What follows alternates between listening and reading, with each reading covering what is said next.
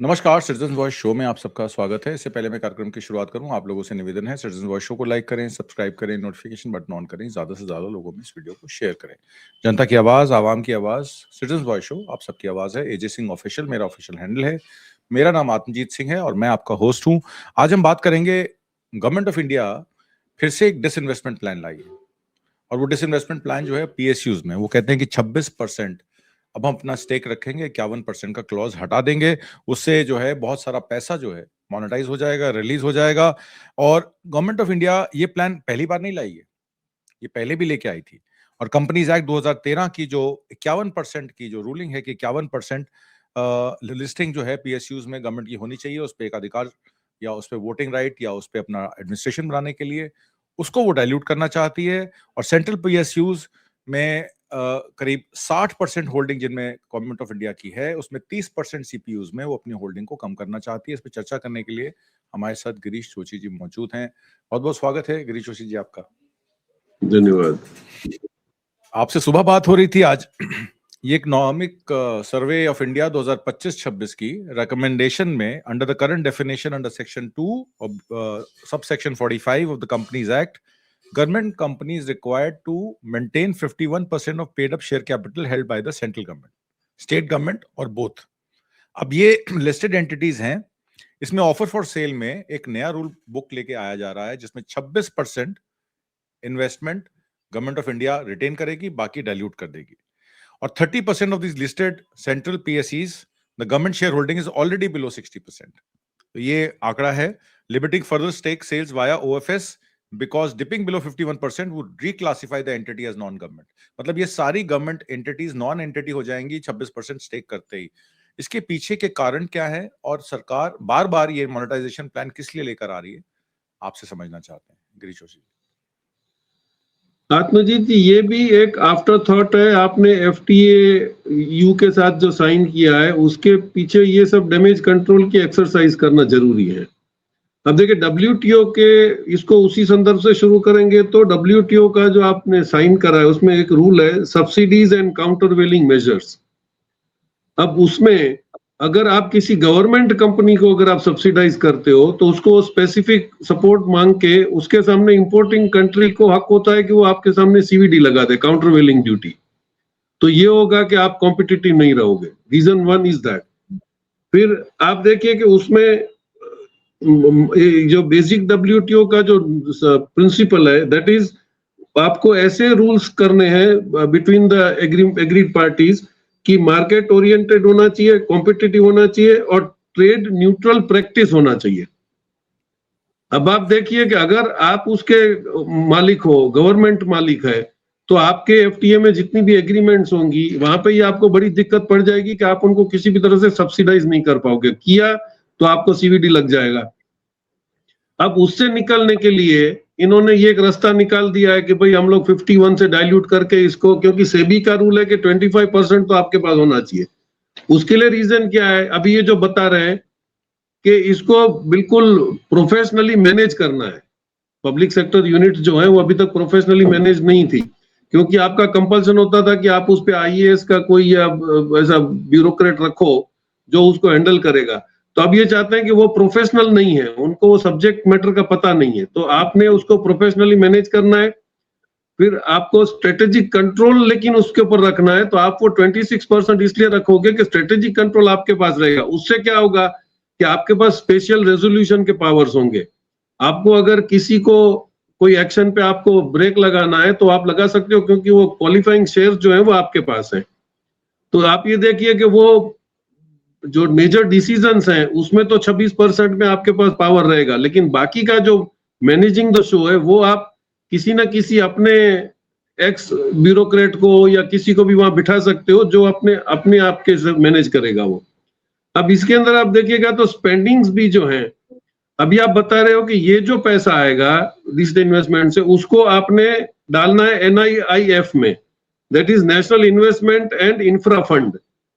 वो infra fund क्या करता है, उसने आपको देखना है कि वो सोशल ऑब्लिगेशंस जो आपको करने हैं उसमें आपको कैसे सोशल स्पेंडिंग है, इंफ्रास्ट्रक्चर पे स्पेंडिंग है और फिस्कल कंसोलिडेशन होगा।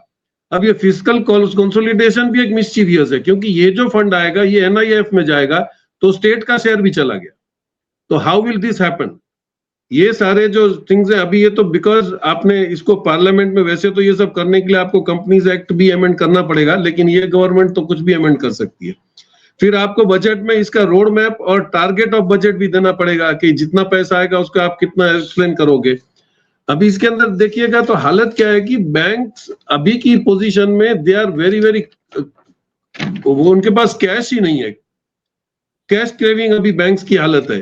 इसमें आपको मेजर आप देखिएगा तो IOB में अभी जो अगस्त 2026 तक बैंक में इसके सेबी ने पहले वेबियर दिया था कि इनको जो स्टेक रिड्यूस करना है बैंक्स को, that will be allowed to do till August 26, और अभी आप मैसेज देख रहे हो कि मर्जर ऑफ बैंक्स हो रहा है।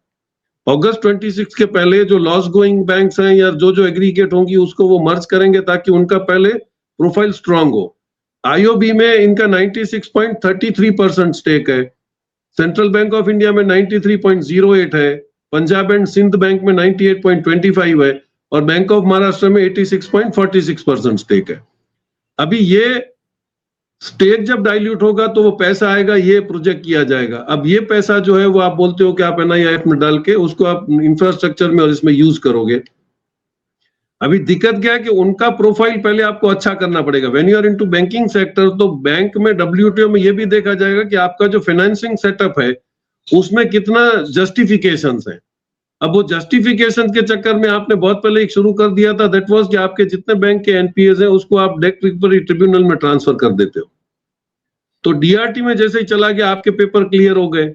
अब उसमें आप वो हेयर कट वगैरह का सिस्टम देखिए तो कम से कम 16.5 लाख करोड़ का आपने हेयर कट दे दिया, और बाद में बैंक्स भला अच्छी लगने लगी क्योंकि उनके रिकॉर्ड पे कोई NPA नहीं था। अब NPA की रिवर या तो ये DRT रिकवर करेगा, या सरफेसी एक्ट में उन्होंने बैंक को पावर्स दिए कि वहां से कोर्ट से अगर ऑर्डर आ गया तो they will auction the property and then show. इसमें दिक्कत क्या होती थी कि पहले NPAs हर एवरी ईयर के स्टेटमेंट्स में वो कैरी फॉरवर्ड होता था, तो वो पाइलअप होके बहुत ही बुरी हालत थी। अब वो बुरी हालत में एक आप फिगर देख लीजिए, 2023-24 में DRT के पास जो केस पहुंचे थे दे वर वर्थ 30.806 लाख करोड़, और अभी में आया है दैट इज 34,430। मतलब DRT के पास रिकवरी के केसेस बड़े हैं, कम नहीं हुए। अब इसमें रीजन क्या है कि बैंक्स में आप देखिए इनका जो डिपॉजिट्स का जो हालत है उनको आ रहा है वो 10 to 12%, और सामने क्रेडिट मांगने वाले हैं 15 to 17%। अब ये गैप को आप कैसे फिल करोगे? क्योंकि एक तरफ तो आपका पैसा घसता चला जा रहा है। अभी मैं प्रोफेसर विजय सरदाना का एक अच्छा प्रोग्राम आता है इकोनॉमिक्स में, ही एक्सप्लेन्स वेरी वेल। उन्होंने एक बहुत ही थंब रूल अच्छा बताया कि 1 रुपया गिरने से आपके बजट, आपके RBI की करेंसी में 72,000 करोड़ का झटका आता है। अभी आप देखिए जैसे रुपया गिरता गया तब से आपका ट्रेजरी बॉन्ड्स के विड्रॉल FDI हर स्टेप में करते जा रहे हैं। मतलब एवरी 1 रुपी लॉस तो आपको 72,000 करोड़ का आपको ज्यादा पेमेंट करना पड़ता है। This is happening since last 1 month. तो बिल्कुल ये कैलकुलेटिव स्टेप है कि उसको अगर बगैर बैठे बिठाए अगर उसको 72,000 करोड़ ज्यादा मिलता है तो वो वेट करेगा, जैसे रुपया गिरेगा तो फिर वो अपने बॉन्ड्स रिफंड मांगेगा। तो ये जो पोजीशंस है इसको क्लियर करने के लिए अभी आप बैंक को भी करेक्ट कर रहे हो, और फिर बैंक का कॉन्स्टिट्यूशन बदलेगा, क्योंकि उसके ऊपर अभी वो पब्लिक में जो पैसा आएगा तो बोर्ड उसका बदलेगा, उसका रेजोल्यूशन बदलेगा। उसमें चलाने वाला कौन होगा, चेयरमैन, वो तो वी नो के they can press upon anybody, किसको भी वहां बिठा के वो करेंगे। आपको लाइव इंसिडेंट दे दूं कि कांडला पोर्ट जो सबसे पहला मेजर पोर्ट था इंडिया का, उसको इन्होंने धीरे रह के कांडला पोर्ट से निकाल के दीनदयाल पोर्ट अथॉरिटी बना दिया। अब authority gets out of that purview of the companies act, क्योंकि अगर ट्रस्ट है तो फिर एज पर रूल उसके ऊपर जो उसका कन्वीनर चेयरमैन होगा वो IAS होगा। अभी वो रख रहे हैं, लेकिन जैसे ही वो पोर्ट अथॉरिटी में रेजोल्यूशन हो जाएगा तो मालूम पड़ा कि they are now looking for to make it on a PPP ground. तो अब पोर्ट्स कौन लेगा वो आप क्लियर समझ लो। तो ऑटोमेटिकली चेयरमैन भी आपका वो इन्वेस्टर से आ जाएगा, आपका बोर्ड भी इन्वेस्टर से आ जाएगा। और इसमें जैसे ट्रस्ट था तो इट वॉज कंपल्सरी कि आपको पब्लिक डीलिंग में, जैसे इंडियन ऑयल के वहां पे टर्मिनल मैनेजर्स हैं या STC के जो वहां पे मैनेजर हैं, उन सबको आपको बोर्ड पे रखना पड़ता था, और यूनियन का एक बंदा जो हेड है जिसका मेजर यूनियन है, और पोर्ट यूजर्स एसोसिएशन का एक बंदा आपको रखना होता था। ये जैसे ही अथॉरिटी आया तो वो सारे साफ हो गए। तो ये कैसे धीरे से रह के पूरे ऑर्गेनाइजेशंस को क्लैंप कर रहे हैं, ये देखना। यही हालत आपकी बैंक की हो जाएगी अगस्त 2026 में, जब तक सेबी ने आपको परमिशन दी है। तो ये अगस्त 26 के बाद बैंक्स की हालत वही अथॉरिटी जैसी होने वाली है। और दिस इज द रीजन कि उनको एफटीए में अपने आप को सेफ साइड कर लेना है कि बाद में सब्सिडीज वगैरह जो दी जाएगी वो गवर्नमेंट फर्म को नहीं मान के आप काउंटर वेलिंग ड्यूटी से बच सकते हो। जी जी, बड़े अच्छे तरीके से आपने सारी चीजों को एक्सप्लेन किया कि गवर्नमेंट का डिसइन्वेस्टमेंट प्लान गिरते रुपए की साख को बचाने के लिए, अर्थव्यवस्था में जो एनपीएस हैं उनका जो पैसा शॉर्टफॉल है 16.5 लाख करोड़ माफ किया जा चुका है। आपने खुद ही कह दिया कि डीबीटी में 34 लाख करोड़ रुपए के केसेस पेंडिंग हैं, यानी कि इस 16.5 में अगर आप 34 ऐड कर दीजिए तो 50-55 लाख करोड़ रुपया तो हमारा इस टाइम डूबा ही डूबा समझिए, और ऊपर से रुपया भी गिर रहा है। तो एक तरीके से 100-125 लाख करोड़ रुपए की इनको जरूरत है। और अगर हम मोनेटाइजेशन प्लान को देखें तो 2019 का जो मोनेटाइजेशन प्लान था उसमें 6.5 लाख करोड़ रुपए की इन्होंने मोनेटाइजेशन में कंपनियां सेल लगाई थी, जो कि रियलाइज अभी तक नहीं हुई हैं। तो एक तरीके से बैकलॉग चल रहा है। मैं आपने जो बताया डब्ल्यूटीओ रूल्स का, इसमें मिनिमम पे वेजेस की भी बात आती है, लेबर स्टैंडर्ड्स की बात आती है, इसमें गैट फॉर सर्विसेज की बात आती है, गैट फॉर गुड्स की बात आती है। तो मैं आपसे ये समझना चाहता हूं कि जो areas like subsidies, government procurement, trade distortions, मैं आपसे ये समझना चाहता हूं गैट पे सीधा सीधा प्रभाव, डब्ल्यूटीओ एग्रीमेंट पे जो गैट का प्रभाव है वो कैसे पड़ेगा, बिकॉज बहुत सारे केसेस ऑलरेडी पेंडिंग चल रहे हैं डब्ल्यूटीओ पे भारत के गैट को लेकर, which is agreements for goods and services। जी गिरीश जी, ये बेसिक गाइडलाइंस हैं एफटीए के अंडर रूल्स ऑफ डब्ल्यूटीओ। इसको ये लोग GATT बोलते हैं, general administration in trade and services. अब इसको आप देखिए तो उसमें भी एंटी डंपिंग ड्यूटी और सब्सिडीज का जो है वो एक सिस्टम लगा हुआ है। अगर आप उसको equal level playing field all the members signatory to FTP नहीं दोगे, उसमें अगर आप डिस्क्रिमिनेशन करोगे तो आप पे भी एंटी डंपिंग ड्यूटी लगेगी। अभी जैसे हम लोगों ने डिस्कस करा था कि भाई आपने BYD के ऊपर एक रूल लगा दिया कि भाई आप 100% यहाँ नहीं करोगे तो 110% ड्यूटी पड़ेगी। फिर जैसे ही आपको कंपलसरी एलन मस्क की टेस्ला को आने दिया तो आपने उनके साथ बोला अच्छा आप प्रॉमिस कर दो इतना आप $500 मिलियन डालोगे तो हम आपको कंसेशनल रेट 15% में अलाउ करेंगे। तब ये जो डिस्क्रिपेंसीज हैं ये आपके with in the signatories of FTA नहीं चलेगा। तो इसी को सब ये करेक्शन करने के लिए आपको ये सब अभी से उसको सेटिंग करना पड़ रहा है, क्योंकि एक तो आप देखिए कि आपका इंपोर्ट तो कहीं से कम हो नहीं रहा है। अभी आप देखिएगा, अभी जो मैंने आपको भेजा कि जैसे ही हम लोगों ने एफटीए किया तो यूएस का जो कमर्शियल जो हेड है वो स्टेटमेंट दे रहा है कि और रशिया से कम तेल लेना चाहिए इंडिया को। तो आप क्या इसको एफटीए को ये इंस्टिगेट करना चाहते हो कि आपने एफटीए किस लिए किया? क्योंकि अभी आप मान रहे हो कि रशिया से आप इंपोर्ट कम कर, तो एफटीए रशिया से ऑयल कम लेने की वजह से एफटीए आया है। ये देखो, these are diplomatic disturbances that they are doing. अब उसका भी जवाब, लेकिन हमारी दिक्कत क्या है कि हम किसी चीज को एड्रेस नहीं करते। अभी आप बोल दो कि भाई एफटीए हमारा डिफरेंट है, एफटीए से हम लोग करेंगे, और अभी भी उस पे जैसे अभी भी ये मार्केटिंग कर रहे हैं कि बिल्कुल एफटीए लागू हो गया। अभी कल मैं कोई प्रोग्राम दे रहा था जिसपे लोकल में वो टेक्सटाइल सूरत का जो खत्म हो गया, जो डायमंड बुर्ज खत्म हो गया, तो उसमें बोल रहे थे कि जब तक आप लोग लोकल इंडस्ट्रीज को बूस्ट नहीं करोगे, अब आप पब्लिक सेक्टर को बूस्ट करने के लिए उसमें शेयर परसेंटेज कम कर रहे हो, स्टेक कम कर रहे हो, तो जो ऑलरेडी प्राइवेट कंपनीज चल रही हैं, जो डूब गई हैं because of your wrong tax policy, उसको आप बूस्ट कैसे करोगे? तो ये पोजीशन आके खड़ी हो गई है कि भाई आप लोगों को उसके अंदर ये आप डाइल्यूट तो करोगे, लेकिन बैंक्स के अंदर जब लिक्विडिटी आने लगेगी वो तो आप पहले ही उठा लोगे। और ये लॉन्ग रन में ऐसा होगा कि अभी तो आपको अच्छा लग रहा है, अभी आपको एक साथ पैसा मिल गया, आपने शेयर बेच के उसका आपने इंफ्रास्ट्रक्चर, लेकिन वो एक कंटिन्यूअस प्रोसेस है। उसके बाद जैसे गवर्नमेंट में आपका 26% टेक हो जाएगा तो आपका डिविडेंड भी कम होने लगेगा, और वो प्रॉफिट मेकिंग कंपनी होने के बावजूद जो प्राइवेट स्टेक होल्डर्स हैं वो अपना खर्चा बढ़ा के उसको एडजस्ट करेंगे, आपको डिविडेंड नहीं देंगे। That is what we have seen. आज मल्टीनेशनल करोड़ कंपनियां जो है वो कितना डिविडेंड दे रही हैं और कितना पीएसयू डिविडेंड दे रही है, that is to be scene.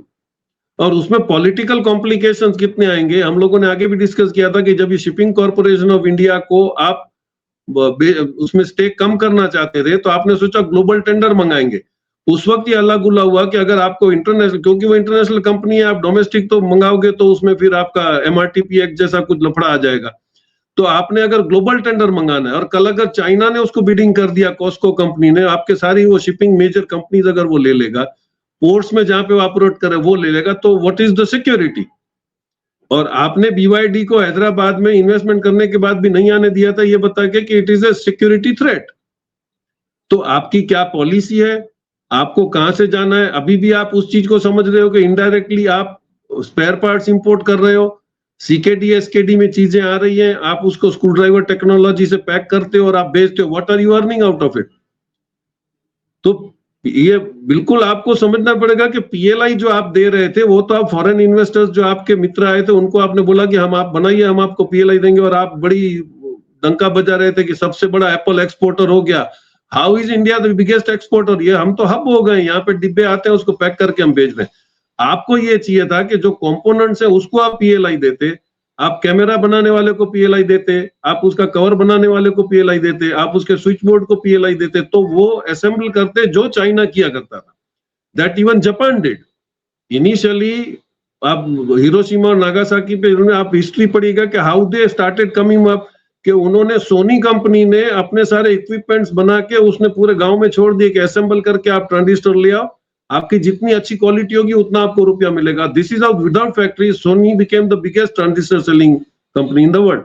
ये होना पड़ेगा कि आपको एंसिलरीज को पैसा देना पड़ेगा, not to the big boys. जी, इसमें आपने जो बात की प्रोडक्शन लिंक्ड इंसेंटिव्स की, उसमें चाइना की एक कंप्लेंट है DS 642।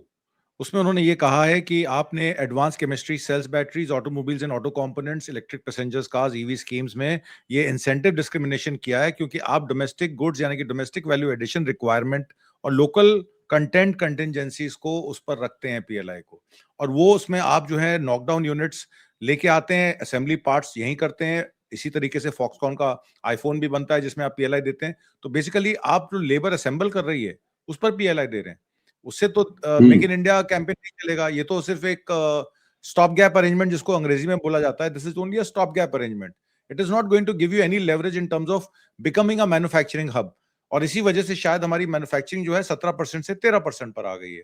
तो एक तो ये जो गैट आर्टिकल MFN है जिस पर ये EV स्कीम्स को लेकर, एक इसमें मेरे को सवाल और आ जाता है कि यूरोप में जब 45% ड्यूटी लगाई गई चाइनीज कार्स पर 2022-23 में, उस समय यह कहा गया कि ये चाइनीज EV बैटरी वाली जो गाड़ियां हैं वो अपना GPS लेके आएंगी और हमारी इंटरनल सिक्योरिटी से वो करेंगी। बाद में यूरोपियन यूनियन को समझ में आया कि अमेरिका हमारा इस्तेमाल कर रहा है through Ukraine war, they want to empty us out, और अब वही स्पेन, वही यूरोपियन कंट्रीज अलाउ कर रहे हैं BYD को फैक्ट्री लगाने के लिए। तो जब European Union could also mend their ways in allowing these factories to operate from Mexico, Spain, Germany, Belgium और नॉर्वे का मैं भी पढ़ रहा था, 90% cars are EVs, not hybrid cars. Complete EV battery operated cars का जो मार्केट प्राइस है इट इज लोअर देन $40,000, मतलब it is less than the price of the hybrid cars. और हमारे यहाँ जो बैटरी ऑपरेटेड कार्स है वो नॉर्मल कन्वेंशनल कार से बहुत महंगी हैं, इसीलिए लोग उसको माइग्रेट नहीं कर रहे हैं। तो पॉलिसी पैरालिसिस माना जाए कि ये EV बैटरीज को लेकर और बैटरी ऑपरेटेड कार्स को लेकर हमारी पॉलिसीज जो है वो अभी तक सेट नहीं है, इसी वजह से फैक्ट्रियां नहीं लग रही हैं और कन्वेंशनल कार मैन्युफैक्चरर ऑलरेडी भाग गए हैं वापस। फोर्ड चला गया यहाँ से, GM चला गया यहाँ से। जी, वही तो हम लोग बात कर रहे थे कि वो कॉस्ट की वजह से उसका उतना इंपैक्ट नहीं है, लेकिन आज अगर मेरे को 300 किलोमीटर चलना है तो मैं गाड़ी को चार्ज कहां करूंगा?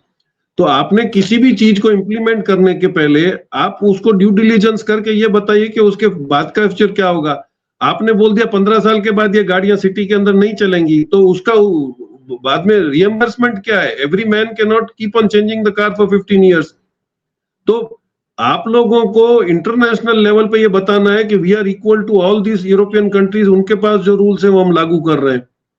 आपने EV व्हीकल्स को, जैसे आपने मेट्रो शुरू कर दी, तो कई सिटीज के अंदर मेट्रोस के पास कोई पार्किंग प्लेस ही नहीं है।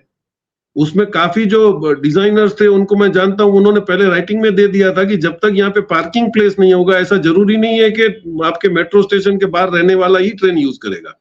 तो 1.5-2 किलोमीटर दूर से आने वाला उसका व्हीकल कहाँ पार्क करेगा?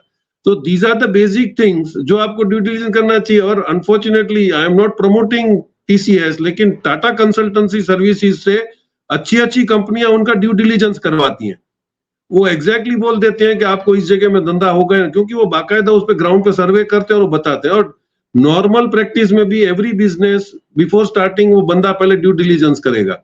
तो आप ये क्यों नहीं करवाते हो? क्योंकि उसके पीछे आपका पॉलिटिकल मोटिव है। आपको बोल देना हमने इतनी बड़ी मेट्रो शुरू कर दी, अभी आप प्रैक्टिकली लोग मन से मान रहे हैं, बोल नहीं रहे, लेकिन आपका जो अहमदाबाद बॉम्बे का जो ये था बुलेट ट्रेन का जो सपना, दैट वाज रिडिकुलस ना, उसकी कोई उपयोगिता ही नहीं थी। अभी आप बोल रहे हो कि 3 या 4 स्टॉप में अगर वो 2 घंटे में भी बॉम्बे पहुंचती है, तो वैसे फ्लाइंग टाइम अगर आप देखो तो 45 मिनट्स है फ्रॉम अहमदाबाद टू बॉम्बे, तो उसका क्या एक डिस्टेंस एडवांटेज हुआ? फिर आपको वहां पे स्टेशन जाना पड़ेगा, वहां पे उसको आपकी गाड़ी है तो पार्क करोगे, फिर आप बुलेट ट्रेन पकड़ोगे, फिर आप, और वो भी you are entering into the city, heart of the city. वहां से अगर मेरे को इंटरनेशनल एयरपोर्ट जाना है तो वायबल ही नहीं है नए एयरपोर्ट पे। तो अगर आपका वर्कआउट नहीं होता है, जैसे चाइना एक सिटी डेवलप करता है तो उसके बाद उसके 100 किलोमीटर पे दूसरा सिटी डेवलप करके उसके बीच में कनेक्टिविटी दे देता है। तो you will have to develop like this. आज भी इतने सालों से, हम बचपन से, हम लोग तो बिल्कुल स्टेशन के सामने ही रहते थे घाटकोपर में, तो we used to look at, वो डेक्कन क्वीन चलती थी ट्रेन, वो पूरी ब्लू कलर की थी, फर्स्ट ट्रेन थी वो, जो पुणे और बॉम्बे के बीच में। तो उसमें सारे एम्प्लॉइज आते थे, क्योंकि वो 3 घंटे में वहां चढ़ते थे, वहां आते थे। आज भी उसकी आपने स्पीड नहीं बढ़ाई है, तो 3 घंटा आने का, 3 घंटा जाने का, 8 घंटा नौकरी करना, इट इज नॉट वायबल। लेकिन हम उसमें कोई इंप्रूवमेंट नहीं करना चाहते। आप जो अभी आप बोल रहे हो कि आपने वंदे भारत शुरू करी, वो 350 किलोमीटर पे चलेगी, तो उस सेक्टर को आपको प्रमोट करना है जहां से आपकी फ्रीक्वेंसी बढ़ेगी और आपकी इनकम भी बढ़ेगी। तो आई थिंक ये, जब तक हम लोग कोई भी डिसीजन पॉलिटिकली मोटिवेटेड लेंगे, तब तक उसमें पब्लिक का कोई फायदा होने वाला नहीं है। अभी भी हम लोग जो ट्रेन चालू करने चलते जा रहे हैं, उसके अंदर आप देखिए अनरिजर्व कोचेस कम होते चले जा रहे हैं, और हम देख रहे हैं कि बिल्कुल भेड़ बकरी की तरह लोग ट्रैफिक में निकल के जा रहे हैं। I think we need to change a lot. लेकिन हमको फॉरेन से अगर कुछ सीखना ही है तो हमको यही सीखना पड़ेगा कि how have they manage the traffic. ऐसा नहीं है, चाइना और हमारी पॉपुलेशन सेम है, आप दूसरों को बोल सकते हो कि छोटा सा कंट्री मैनेज हो पाता है। How is China managing, how is Africa managing? आज अफ्रीका के रिसोर्सेज में अभी आप देखिए तो उन्होंने सबसे पहले जो बिल्ड शुरू किया, दैट इज इंफ्रास्ट्रक्चर। उनको पता है कि इंफ्रास्ट्रक्चर के बगैर आप कोई भी चीज को नहीं कर सकते हो। अभी आप उसमें देख लीजिए तो बुर्किना फासो 3 साल पहले ही वो ये आया है इब्राहिम ट्रोरे, उसने सबसे पहले काम यही किया कि फार्मर्स को 200 ट्रैक्टर है, उन्होंने 2000 ट्रैक्टर ला के दे दी कि आप फार्मिंग करिए, गवर्नमेंट की तरफ से है। आपने पहले मकान बनाना शुरू कर दिया, अलॉटमेंट नहीं, आप मकान बनाओ, फिर जैसे आएगा सब लोगों को देते जाएंगे। तो ये बेसिक्स जो एक सोशल रिस्पॉन्सिबिलिटीज है, वो जब तक आप थ्रू नहीं करोगे तो I think we are going on a wrong track. तो यही होगा कि अब बैंक के डिसइन्वेस्टमेंट से भी आपके पास पैसा आएगा, वो कितना उसका यूटिलाइज प्रॉपर वे में होगा, ये देखना पड़ेगा। जी, आपने बात की इंफ्रास्ट्रक्चर की, हमारे यहाँ रोड इंफ्रास्ट्रक्चर के नाम पे एनएचएआई की जो एक ऑर्गेनाइज लूट हुई है, मैं कहूंगा ऑर्गेनाइज लूट, 9.5-10 लाख करोड़ रुपया हमारा खर्च कर दिया जा चुका है। जिस तरीके के हाईवेज बनाए गए हैं, उनकी अगर कॉस्ट एस्केलेशन आप देखें तो 2 करोड़ रुपए किलोमीटर में जो सड़क बननी चाहिए उसका 200 करोड़ रुपए आंका जा रहा है मूल्यांकन, और उसके बाद उसको बीओटी टीओटी बेसिस पर कॉर्पोरेट्स को दिया जा रहा है। एक गंगा एक्सप्रेसवे का भी प्रोजेक्ट है जिसमें 34,000 करोड़ रुपए का घपला किसी ने बात की थी। अब ये पीएलआई स्कीम जो है, it was supposed to aim to boost make in India in strategic green sectors but are now being criticised for de facto discrimination against imports, specially with your most favoured nations, MFN status nations, जो भारत के लिए WTO में समझाना महंगा पड़ सकता है। अभी तो उन्होंने अपने उस पैनल को ब्लॉक कर दिया है, पर जनवरी 2026 में चाइना ने उसको रीपैनलिंग की रिक्वेस्ट डाली है। अगर वो पैनल बनेगा, चीजें सामने आएंगी तो भारत को मुश्किलों का सामना करना पड़ सकता है। नहीं, उसमें आप एक चीज आप मार्क करिए कि जो आपने पीएलआई की स्कीम करी, वो प्रोडक्शन लिंक में भी एक आईवॉच था। आपने अगर अपनी प्रोडक्शन कैपेसिटी 100 पीस की दिखाई है, तो जब आप 130 बनाओगे तो 30 पे आपको पीएलआई मिलेगा। उसके सामने तमिलनाडु में स्टालिन ने एक स्कीम लाई थी, that was employment linked incentives, ELI. Exactly. वो ईएलआई में अगर आप आदमी भर्ती करते हो, उसको 1 लाख का अगर सैलरी दे रहे हो, तो उसमें पहले 20,000, फिर 15,000, फिर 10,000 आपको 3 साल में आपको उसमें वो गवर्नमेंट उसको सैलरी सब्सिडाइज करती। इससे क्या होता था कि you remain the out of norms of the subsidy also, क्योंकि आप बेसिकली एक आदमी को फेवर कर रहे हो, which is accepted in the WTO norms. तो इसी की वजह से आप देखिए कि आज जीडीपी में पूरे हिंदुस्तान में सबसे बड़ा स्टेट इज तमिलनाडु। क्यों? क्योंकि उन्होंने वो प्रॉपर स्कीम्स को अदर किया है और वो इन्वेस्टमेंट भी ला रहे हैं। आपकी कितनी कंपनियां जो यहाँ से भाग गई हैं, आज अगर ब्लैकस्टोन आया था इंडिया में, एवरीबॉडी नोज उसकी की रियल एस्टेट में क्या कैपेसिटी है। Hiranandani being a very shrewd player, उसने उसको पहले पकड़ लिया और वो कहाँ गए 1000 करोड़ का इन्वेस्टमेंट करने के लिए? तमिलनाडु में। वहां से उन्होंने एक लॉजिस्टिक पार्क शुरू किया और वहां से अभी वो आगे आ रहे हैं। तो आपने, अगर आपकी नीयत है सही और आपके पास प्रॉपर आदमी है, उसको आप डिप्लॉय करोगे तो they will definitely bring the investments, लेकिन बदनीयती से इन्वेस्टमेंट नहीं आएगा। जी बिल्कुल। और आपने जो बात की उसमें रिन्यूएबल ऑटोज एग्रीकल्चर के एमएफएन स्टेटस पे तो प्रॉब्लम है ही है, उसमें बहुत सारी और चीजें हैं जिसमें panels have ruled against the cases involving excessive duties. आप टैरिफ के लिए तो अमेरिका से लड़ते हैं कि अमेरिका ने 50% टैरिफ लगा दिया। ट्रम्प साहब कहते हैं ना, आप भी चेक कर लीजिए आप कितने इनबाउंड ट्रैफिक टैरिफ जो हैं वो लेते हैं लोगों से। तो जब आप इतने ड्यूटी बाउंड टैरिफ आप चार्ज करते हैं तो आप कंप्लेन क्यों करते हैं जब 50% टैरिफ अमेरिका आप पे लगाता है?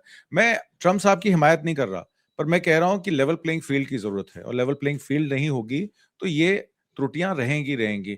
मैं इनफैक्ट दर्शकों से रिक्वेस्ट भी करना चाहता हूं, क्योंकि हम लोग बहुत गहन रिसर्च करके ये प्रोग्राम्स बनाते हैं, और आप लोगों से निवेदन है कि आपके अगर कुछ सवाल हो तो कमेंट बॉक्स में जरूर लिख के भेजिए। हम एक दिन निश्चित करेंगे शनिवार का, अगले हफ्ते से डेट हम बता देंगे आपको, और हम सिर्फ सवाल लेंगे दर्शकों के। जो भी आपके सवाल हैं आप कमेंट बॉक्स में लिखिए, हम उन सवालों को अगले सैटरडे से लेना शुरू करेंगे। गिरीश जोशी जी, आज की परिचर्चा में भाग लेने के लिए और बहुत सारी महत्वपूर्ण जानकारियां देने के लिए बहुत बहुत धन्यवाद। नमस्कार। Thank you sir. Thank you very much.